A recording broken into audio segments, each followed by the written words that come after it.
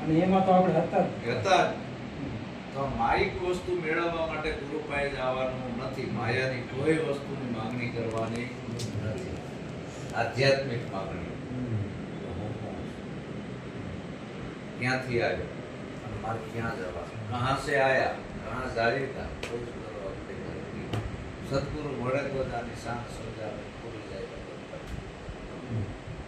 નક્કી કરાઈ ગઈ. અને એકવાર નક્કી થઈ જાય પછી વારંવાર કરવું પડતું નથી.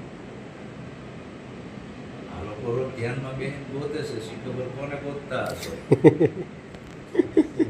શ્વાસ ઉશ્વાસના સરોદા ચડાવે છે, અહીંથી અહીં લઈ જાય, અહીં લઈ જાય, પાછા અહીં લઈ જાય, ફરી પાછા અહીં લઈ જાય. કોને ગોતો છો? મરી જાશો.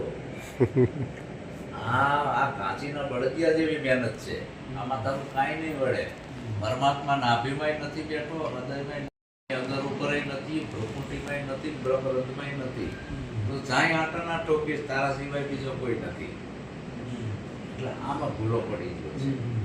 આમાં એને ગોત ચાલુ કર્યો, આમાં કંઈક મળશે તો અંદરય નથી ને બહારય નથી.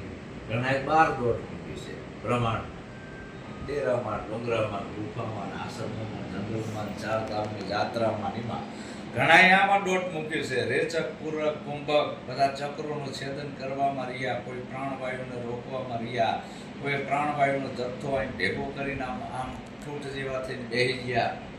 મેઢક સમાધિ કહેવાય. આને શું કહેવાય? મેઢક સમાધિ. ચડે ને ઉતરે. દેડકા હોય ને, દેડકા અત્યારે ઉનાળો છે, આમ કરપલું થઈ ગયા છે, જોજો તળાવની અંદર તમને એમ કે મરી ગયા છે. પણ વરસાદ આવે અને ખાડો ભરાય એટલે એ દેડકા શું કામ? હવે સમાધિ ઉતારી, ચડાઈ, પ્રાણવાયુને બ્રહ્મરંધમાં ચડાઈ દીધો એટલે એમ થઈ ગયું કે મરી ગયો દેડકું.